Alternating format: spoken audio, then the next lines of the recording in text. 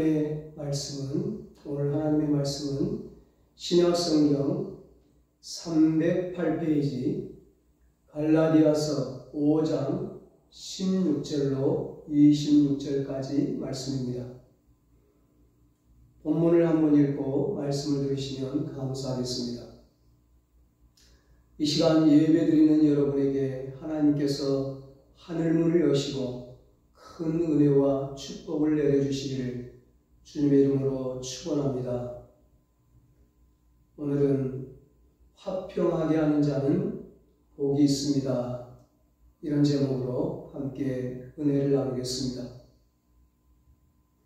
오후 예배와 수요 예배에 바울 서신을 통해 우리가 은혜를 나누고 있습니다. 오후 예배는 에베소서 성경에 이어 빌립보서 성경으로 은혜를 나누고 있고, 수요 예배에는 갈라디아서 성경으로 은혜를 나누고 있습니다. 오늘 본문 이 갈라디아서 5장을 보면 육체의 소욕을 따라 행하는 자와 성령을 따라 행하는 자의 삶에 대해 말씀하고 있습니다. 육체의 소욕을 따라 행하는 자는 육체의 열매를 거두고 성령을 따라 행하는 자는 성령의 열매를 맺는다. 그렇게 말씀합니다. 육체의 일과 육체의 열매에 대해 본문 19절로 21절에 이렇게 말씀합니다. 육체의 일은 분명하니 곧 음행과 더러운 것과 호색과 우상숭배와 주술과 원수 맺는 것과 분쟁과 시기와 분냄과 당짓는 것과 분열함과 이단과 투기와 술취함과 방탕함과 또 그와 같은 것들이라. 전에 너희에게 경계한 것 같이 경계하노니 이런 일을 하는 자들은 하나님의 나라를 유업으로 받지 못할 것이요. 이어서 22절 23절에 육체의 열매와 정반대인 성령의 열매에 대해 말씀합니다. 오직 성령의 열매는 사랑과 희락과 화평과 오래 참음과 자비와 양선과 충성과 온유와 절제니 이 같은 것을 금지할 법이 없느니라. 아멘. 성령의 9가지 열매 중에 세 번째 열매인 화평의 열매가 있습니다. 이 시간에 성령의 세 번째 열매인 이 화평의 열매에 대해서 함께 은혜를 나누려고 합니다. 예수님께서 마태복음 5장 산상수훈에서 8복 가운데 화평의 복에 대해 말씀하셨습니다. 화평하게 하는 자는 복이 있나니 그들이 하나님의 아들이라 일컬음을 받을 것이며. 아멘. 베드로 사도는 베드로전서 3장 11절에서 악에서 떠나 선을 행하고 화평을 구하며 그것을 따르라고 말씀합니다. 이솝 우화에 나오는 이야기입니다. 흰 말과 검은 말들이 사이좋게 지내고 있는 목장이 있었습니다. 어느 날 사자가 침입했습니다. 그러나 흰 말과 검은 말이 서로 일치단결하여 뒷발길질을 해대는 통에 사자는 가까이 접근도 못해보고 도망쳐버리고 말았습니다. 자존심이 상한 사자는 한 가지 꾀를 생각해냈습니다. 그것은 흰 말과 검은 말 사이를 이간질시키는 것이었습니다. 상대방이 자신을 무시하고 욕하더라는 사자의 말을 들은 흰 말과 검은 말은 사자의 말만 믿고 실망과 억울함과 배신감에 사로잡혀서 서로 미워하기 시작했습니다. 그래서 사자가 검은 말 한 마리를 물어가도 흰 말들은 본체만치 했고 반대로 흰 말을 물어가도 검은 말들은 본체 만체에서 결국 모두 잡혀 먹히고 말았습니다. 여러분, 이간질시키는 사자는 말들 사회에만 있는 것이 아닙니다. 인간 사회에도 있습니다. 가정에도 있고 학교에도 있고 직장에도 있고 교회에도 있습니다. 그러므로 베드로전서 5장 8절로 9절에 말씀합니다. 근신하라 떼어라 너희 대적 마귀가 우는 사자같이 두루다니며 삼킬 자를 찾나니 너희는 믿음을 굳건하게 하여 그를 대적하라. 이는 세상에 있는 너희 형제들도 동일한 고난을 당하는 줄 알미라. 마귀는 이와 같이 사람들을 서로 이간시켜서 분쟁과 대립을 하게 만들어 놓고 마침내 그들을 모두 집어삼키고 맙니다. 하나님은 화평의 하나님으로서 불화를 초래케 하는 이간질을 미워하십니다. 잠언 6장 16절로 19절에 여호와께서 미워하시는 것 곧 그의 마음에 싫어하시는 것이 67가지이니 교만한 눈과 거짓된 혀와 거짓을 말하는 망령된 증인과 및 형제 사이를 이간하는 자이니라 말씀합니다. 인간관계의 갈등은 언제나 가까이 있는 사람 사이에서 일어납니다. 저 멀리 남극이나 북극에 있는 사람과 갈등할 일은 없습니다. 이 말은 화평해야 할 대상은 멀리 있지 않고 바로 내 주변에 있는 나와 관련된 사람들이라는 것입니다. 믿음의 조상 아브라함도 마찬가지였습니다. 창세기 13장에 보면 아브라함은 예기치 못하게 조카 롯과 갈등 관계에 놓이게 되었습니다. 그 당시 양과 소는 매우 소중한 재산이었고 그 양과 소를 먹일 물과 초원은 쉽게 포기할 수 없는 문제였습니다. 이 문제로 인해서 아브라함과 롯의 목자들 사이에 싸움이 일어난 것입니다. 이렇게 구약 성경의 대표적 심각한 갈등은 다 가까이 있는 사람들이나 함께 일하는 사람들 사이에 일어났습니다. 야곱을 죽이려고 400명의 군사를 이끌고 왔던 에서는 야곱과 가장 가까운 쌍둥이 형이었습니다. 모세 역시 형제 자매인 아론과 미리암과 리더십 문제로 갈등했어요. 사울 왕도 자신이 사위로 삼은 다윗과 심각한 갈등을 겪었습니다. 사도 바울은 바나바, 마가로 구성된 최초의 선교팀에서 갈등으로 인한 심각한 말다툼을 했습니다.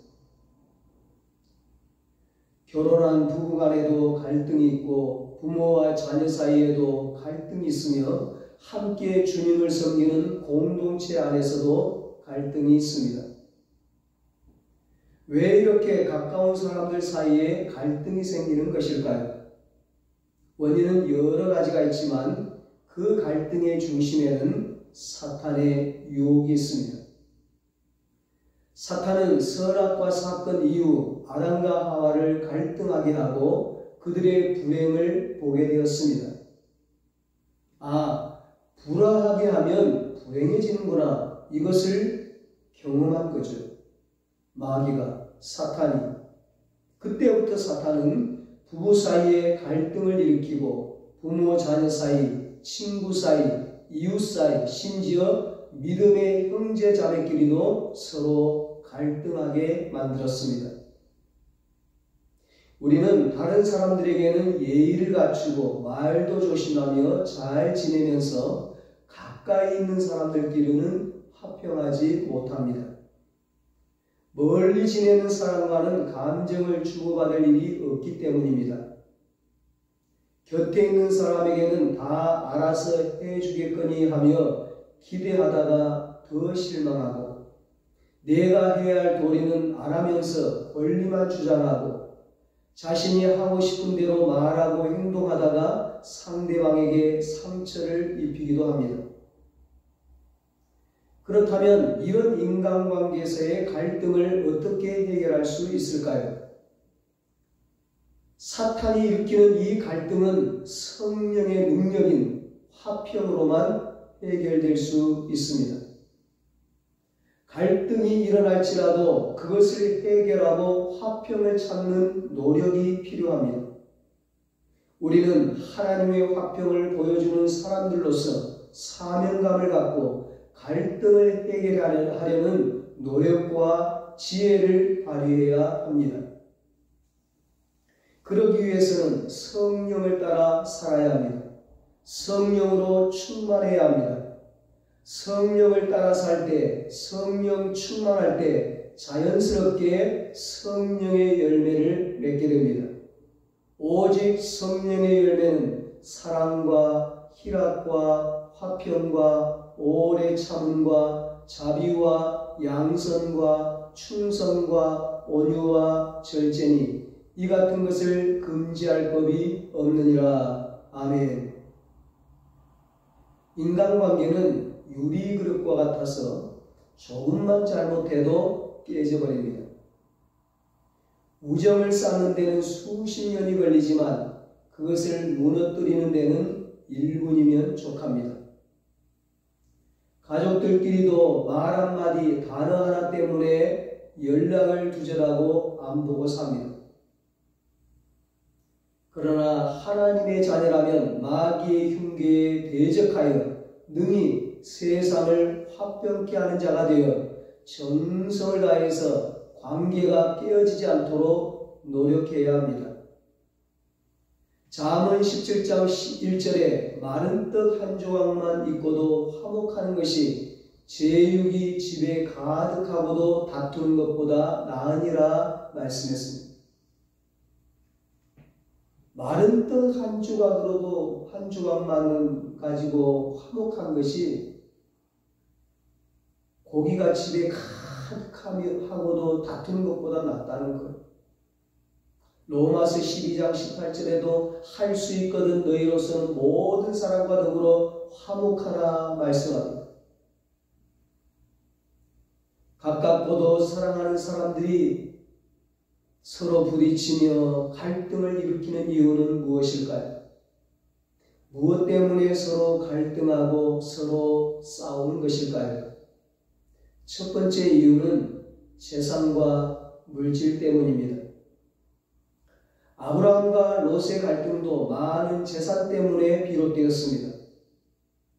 아브라함이 고향을 떠나 가나안 땅으로 향할 때 조카 롯을 데리고 갔고 가난하고 힘들 때는 아버지와 친아들처럼 서로 의지하며 열심히 일했습니다. 그런데 아브라함과 롯의 재산과 유축이 많아지자 목자들 사이에서 서로 좋은 땅을 차지하려고 다툼이 일어났습니다. 이렇듯 인간관계 대부분의 문제의 근원은 돈과 관련되어 있습니다. 두 번째 이유는 이기적인 본성 때문입니다. 본래 인간은 죄인이고 이기적이기 때문에 갈등을 일으킵니다. 사람들 사이의 갈등은 서로의 생각이 다르기 때문인데 대부분 아주 사소한 것으로 시작할 때가 많습니다. 자신의 이기심을 충족시키려다 보면 세상의 모든 것이 갈등의 요인이 될 수 있습니다. 어떤 종류의 갈등이든 갈등 자체보다는 갈등에 대한 우리의 반응이 문제입니다. 잘 반응하고 잘 처리하면 오히려 유익이 될 수 있습니다. 갈등에 잘 반응하면 에서와 야곱이 서로 화해하면서 얻은 기쁨을 경험할 수 있습니다. 그렇다면 갈등을 해결하기 위해서는 어떻게 해야 할까요? 첫째, 성숙한 사람이 먼저 손을 내밀어야 합니다. 창세기 13장 8절에 말씀합니다. 아브라함이 롯에게 이르되 우리는 한 친족이라 나나 너나 내 목자나 너 목자나 서로 다투게 하지 말자. 아브라함은 롯에게 먼저 손을 내밀었습니다. 이것은 결코 쉬운 일이 아닙니다. 대부분의 사람들은 갈등을 일으킨 원인 제공자가 먼저 손을 내밀고 사과해야 한다고 생각합니다. 그런데 문제는 모든 사람들이 자신에게는 잘못이 없다고 여기는 것입니다. 부부 사이에서도 아내는 남편이 먼저, 남편은 아내가 먼저 손 내밀기를 기대합니다. 나이 든 사람은 젊은 사람이 먼저, 젊은 사람은 나이 든 사람이 먼저 화해의 악수를 청해야 한다고 생각합니다.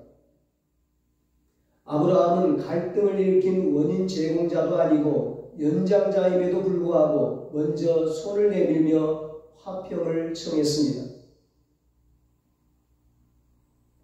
성숙한 태도는 하루아침에 생기는 것은 아닙니다. 우리의 악한 본성을 매일매일 훈련시키고 단련시킬 때 화평이라는 성숙함이 내 안에 채워집니다.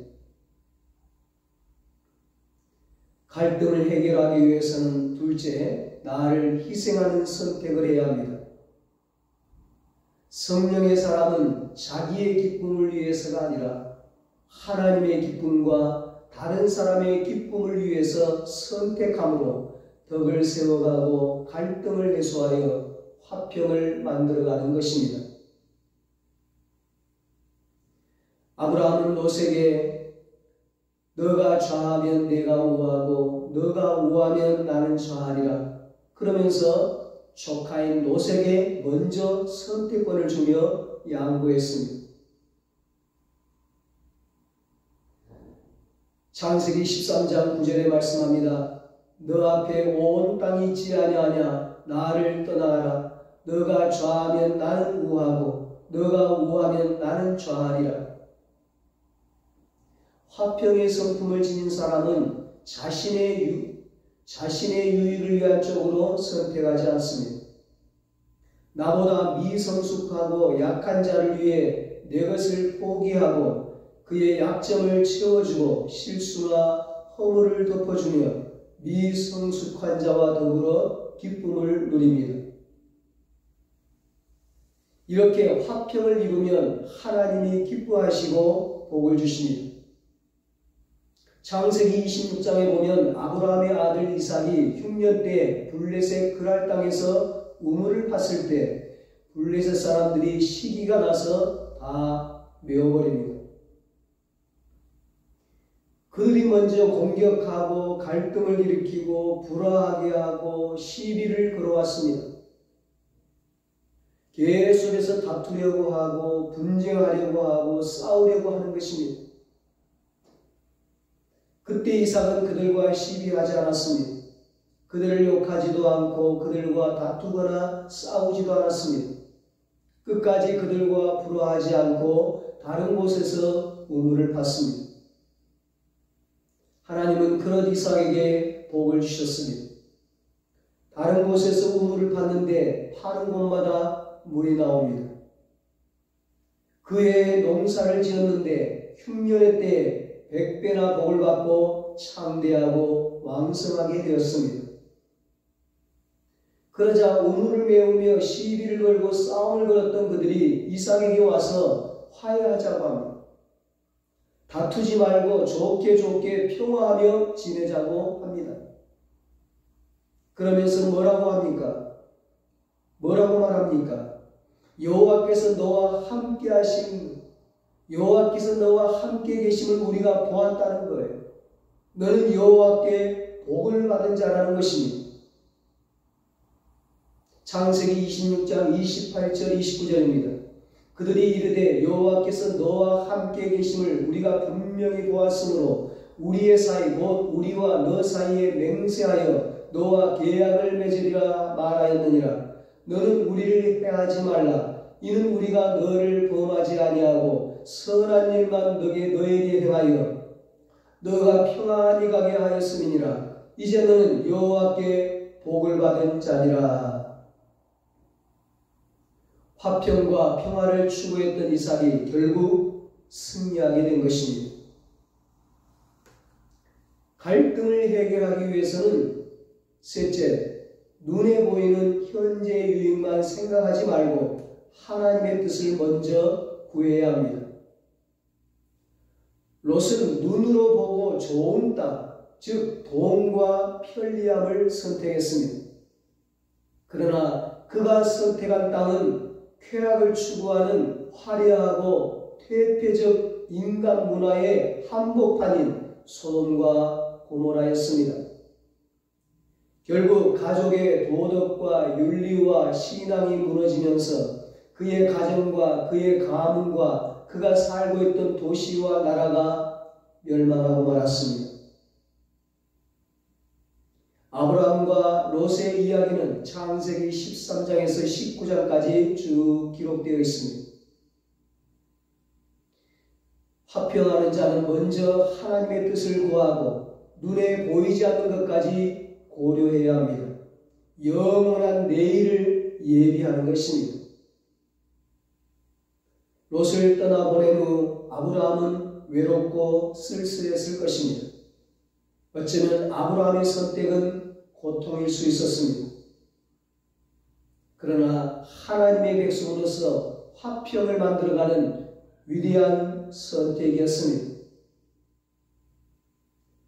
이러한 선택을 하게 되면 하나님께서 베풀어 주시는 놀라운 위로와 축복이 임합니다. 결국 아브라함은 믿음의 조상, 축복의 조상이 되었습니다. 그의 가문이 믿음의 가문, 축복의 가문이 되었습니다. 하나님이 인간을 창조하실 때는 서로 사랑하며 화평하게 살도록 하셨습니다. 그런데 사탄에게 꾀임을 받아 범죄한 이래 사랑 대신 미움이, 화목 대신 싸움이 이 세상에 들어오게 되었습니다.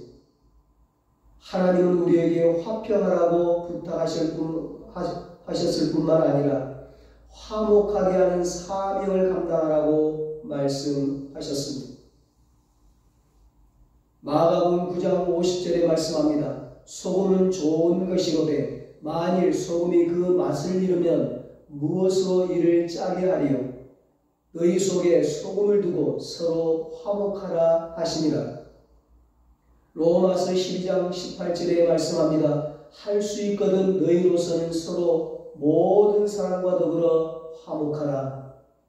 고린도후서 5장 18절에도 말씀합니다. 모든 것이 하나님께로 났으며 그가 그리스도로 말미암아 우리를 자기와 화목하게 하시고 또 우리에게 화목하게 하는 직분을 주셨으니, 하나님은 화목해 하는 직분을 우리에게 주셨습니다. 화목해 하는 직분에 대해서는 다음 주에 자세하게 나누겠습니다. 예수님은 산상수훈에서 형제가 화목하지 않은 마음으로 하나님 앞에 드리는 제사는 하나님이 받지 않으신다고 하셨습니다. 마태복음 5장 23절 24절에 말씀합니다. 그러므로 예물을 제단에 드리려다가 거기서 내 형제에게 원망 들을 만한 일이 있는 것이 생각나거든 예물을 제단 앞에 두고 먼저 가서 형제와 화목하고 그 후에 와서 예물을 드리라. 아멘. 고린도후서 5장 19절에 말씀합니다.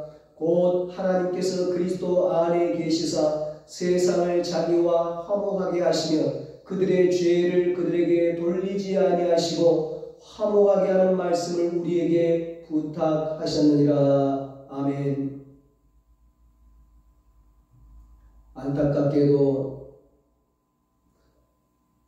세상은 불화하고 화평하지 못하고 있습니다. 그래서 예수님이 화목제물이 되셨습니다. 하나님은 지금 그 누구보다도 예수님처럼 화평하게 하는 자를 찾으십니다. 주님은 화평하는 자에게 복이 있다고 말씀하셨습니다. 저와 여러분이 갈등하는 이 시대에 화평하게 하는 자들이 되어서 화평하게 하는 직분을 잘 감당해서 화평하게 하는 자에게 주시는 하나님의 축복을 누릴 수 있게 되시기를 예수님의 이름으로 축원합니다. 기도하겠습니다. 하나님 아버지, 사탄의 이간질에 속아서 세상이 화평하지 못하고 있습니다. 화목제물 되시는 예수 그리스도 안에서 모두가 화평하게 하여 주시옵소서.